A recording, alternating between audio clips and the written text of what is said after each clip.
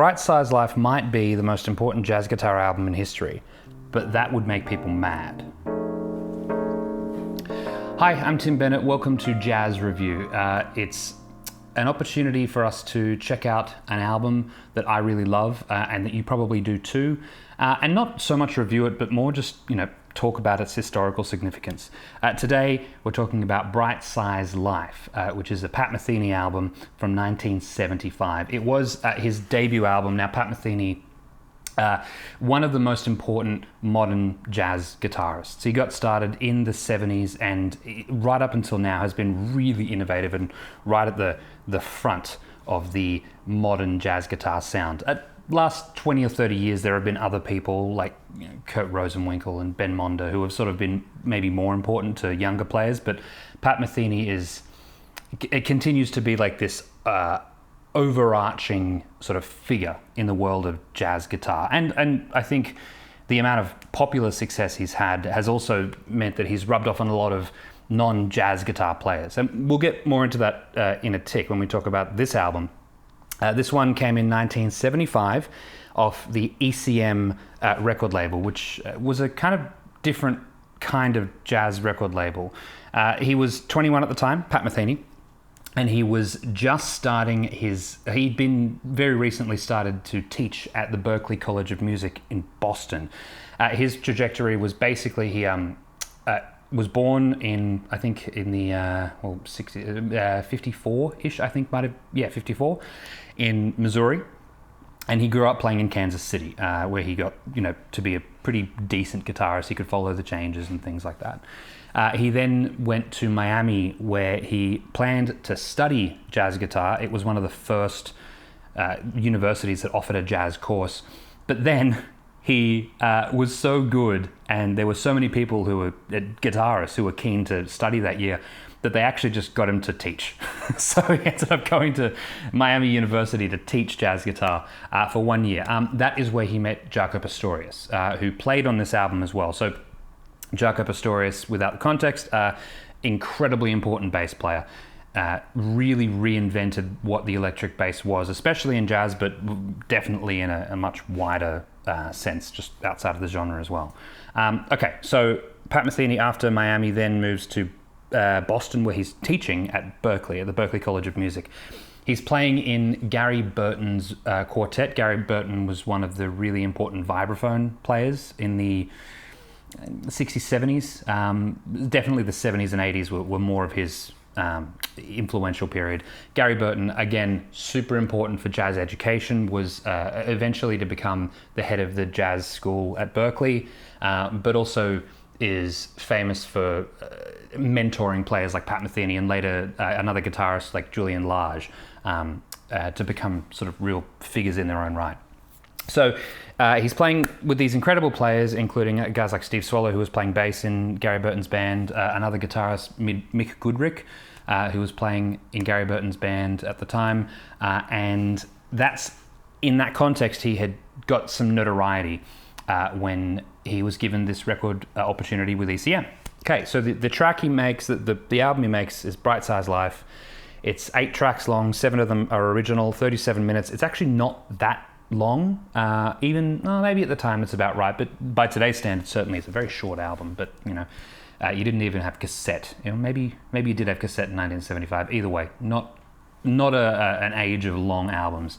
The lineup is Pat Metheny, Jaco Pastorius, who we talked about as the bass player, and then Bob Moses on drums. Bob Moses was playing in Gary Burton's band at the time. He gets a little overlooked when we think back about Bright Size Life as part of the trio, but he is a really important part of the sound and a big part of why the album sounds as sort of tight and cohesive as it does. That being said, we think about the album as like this classic jazz album, and really important in sort of defining what the jazz guitar can be, and it is, but it wasn't that successful when it was first released. Pat Metheny has said that it was a moderate success, selling about 700 or 800 copies, which doesn't sound like much, but at the time it was not insignificant to sell that, especially for a jazz album. It was kind of an oddball album, Fusion was sort of starting at that time, early stages, but still it was there. Miles Davis had released Bitches Brew at this point, and Herbie Hancock was doing some far out stuff. I think it was post Moandishi, but either way, there was a lot of other stuff going on. And this wasn't a fusion album. It was also not a mainstream jazz album. It was something else. And ECM did a lot of that stuff, but later on, obviously, Bright Size Life became sort of considered a classic jazz album, registered, recognized by the Smithsonian. It's on every list of like the top 100 jazz albums that you're likely to find. Something worth considering, if you know who Jaco Pastorius is now, he was not that significant in 1975. Jaco Pastorius was not a pull. In fact, the album, or ECM, wanted Dave Holland to play on the album. Dave Holland was a far more established jazz bass player, and even though Pat Metheny actually did go and play some tunes with Dave Holland at one point, he's like, nah, I need Jaco. And so Jaco actually was still in Miami at the time, but Pat and Jaco were really good friends, and Pat was just like really sold on how Jaco was going to totally reinvent the electric bass, which he eventually did do. Jaco really came to prominence only after he started playing with Weather Report, which was the band that he played in with Joe Zawinul, the keyboardist, and Wayne Shorter, the saxophonist. It being still a fairly early album, I think Bright Size Life doesn't actually have the most of Pat Metheny's ideas that are fully developed, if that makes sense. But it is really, really indicative of the style that he would come to be known for later on. So that's really why people today recognize Bright Size Life as so important, because for both Pat and Jaco, it was really an early example of what their future held, if you will, even though people didn't really get hip to it at the time. So there was a really interesting quote that I wanted to bring up, and I'll put it on screen. It's actually quite a long quote, so feel free to pause and read it. But it's something that Pat Metheny talked about regarding Bright Size Life and some of the inclinations that he and Jaco shared about their respective instruments. So I'll just read this small quote of it. Even though Bright Size Life, looking back at it now, may not sound like it, we were pissed off. That album is a very strong political statement from us on how we felt about what our instruments needed to do to hang in jazz. So Pat Metheny, in this same interview, and I'll leave a link in the description, talks about how he doesn't think that the guitarists that he was going to see were really up to scratch. Like there just weren't enough players that were really, as he said, hanging with like a lot of the really talented saxophonists. So, both Pat and Jaco found that they wanted to do something different, and that's what they did with Bright Size Life. So, it's getting back to the record. 7 originals on the album. Pat wrote all of them except for one, which is an Ornette Coleman tune. Interestingly, Gary Burton actually helped Pat write a lot of these songs. So Gary Burton, there's a video interview with him and Rick Beato, which I'll leave in the description, where he goes over the process. But basically, he would go to Pat's place. They lived really close to each other in Boston while Pat was writing the songs for Bright Size Life, and he would workshop them, and he'd go through them and figure out like bits that could be made better, or like arrangement changes that needed to be done. And so he, as well as helping write the songs, he also went to the recording session in Germany when they actually recorded the album with ECM. And he essentially was a producer. Unfortunately, the way ECM worked was a little strict. And Manfred Scheffner, yeah, I got that right, who was the main sort of musical force behind ECM, basically had a thing where he produced all of the records. So that was his shtick. And so even though Gary Burton, for all intents and purposes, was a producer of Bright Size Life, he never got the credit for it. As Gary says in this interview, he doesn't care anymore, although Pat was pretty pissed off about it at the time. So that's just how it happened to work at the time. ECM was known for like a kind of different style of jazz. They weren't doing the traditional blue note thing where you just, you played a blues, you played a funky tune, you played a couple of standards, and you played a couple of original tunes, and that was the album. That was the mainstream jazz for the 60s and early 70s probably, and maybe the late 50s, but really the 60s. ECM would, doing something a little different in terms of the sound. However, the production of the album was very strict as well. So a typical ECM session would be 2 days in the studio and 1 day mixing. And so it was a very quick process, which is very different to the way that we see records get made today, but that's just how jazz records were made on a budget. Really, that's the key thing. That's a big part of why Pat Metheny eventually left ECM and did some records with Geffen, and then he moved around a bit towards the early 80s. Pat became very, very inclined towards highly produced albums, and as a result, didn't really, the ECM thing just didn't work for him anymore. And that's fine. That's just, something that he identified about himself. Okay, so I want to just go through each of the tracks on Bright Size Life. I know this video is getting a bit long, so I apologize. Bright Size Life itself is like one of the classic Metheny compositions, alongside maybe James and Faye's Dance and a Question and Answer, probably, which was actually with Dave Holland. So, Pat eventually got around to playing with him. This is sort of the classic Pat Metheny track. So the opening riff of the entire album is Pat Metheny just walking through the top of, I guess it's an A Mixolydian scale in fifths, and it's a great sound. And then Jaco comes in and Bob Moses comes in. It's this really lush opening to the album. Sirabhorn is the second track, and it's another example of where Pat's doing something slightly different already. He's using overdubs, which was not particularly common in jazz. It still isn't generally, but certainly more so than it used to be. So Pat is playing the chordal part as well as the melody, and then Jaco and Bob Moses are playing in the sound of the record as well.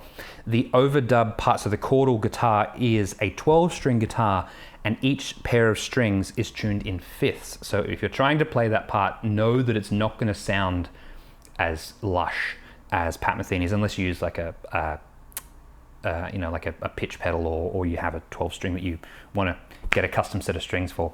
The next song is called Unity Village. Now, it's the first of a couple of tracks on the album where he specifically references the Midwest, where he grew up, in the title. So Unity Village is a town in Missouri. I believe it's the home of the Unity Anglican Church, which is quite a large church these days. But it's only got about 100 people in the actual village itself. Another example of where Pat is using overdubs. It's just him on this track. So he plays the chords and then has overdubbed the melody. It's probably the prettiest song on the album. It's not cheesy by any means. It's got some really interesting chord changes, but it's definitely like one of the strongest melodies on the entire album. Missouri Uncompromised is much more upbeat. It closes out side A of the record. It's kind of nice. This is a good record that does it's 4 tracks on the side A, side B. Even if you're listening to it digitally, it's nice to sort of consider that there are 2 sides of the album. Track 5 actually opens, so the next track opens with about 7 seconds of silence. So there's definitely a feel to part A and a feel to part B. So even on the CD version, that was intentional. But Missouri Uncompromised, it's a really upbeat song. It's a rollicking kind of thing. It's probably the closest to a traditional jazz form on this album. It's got an AABA head, like the melody, and then it's followed by solos, and then it plays the melody again. But even then, the A sections, instead of being 8 bars each, which is the standard jazz form, they're 12 bars each. This is probably my favorite track that Bob Moses plays on in terms of just the way he interacts with the rest of the group. It's a really cool drum groove that he's playing the whole way through. And I think he is a good example of the feel of some of Pat's later drummers, like his work with Bill Stewart, for example. You can definitely feel how, because Bill's a very melodic and busy player at times, Bob Moses definitely sort of laid the groundwork for that in Pat's sound. Next track on the album, it opens up side B, which is Midwestern Night's Dream, which is a beautiful title for a beautiful song. A good example of a jazz song that it hardly even has solos. Honestly, this is another song that Pat is playing on that 12-string guitar that's tuned in fifths, so lush harmony. And it's sort of, rather than playing a melody and solos on the form and then a melody again, which it's kind of got, it's more just a through composition of this evolving soundscape Pat plays to start, and then Jaco sort of takes over towards the end to the end of the song. It's honestly, it's gorgeous. Unquity Road is definitely more up tempo, so it picks up again. It's in 3, so it's got this kind of lilt to it. Pat, I don't know if this is a fair way to describe his playing, but he has kind of a bounce to his music, and this song absolutely really reflects that.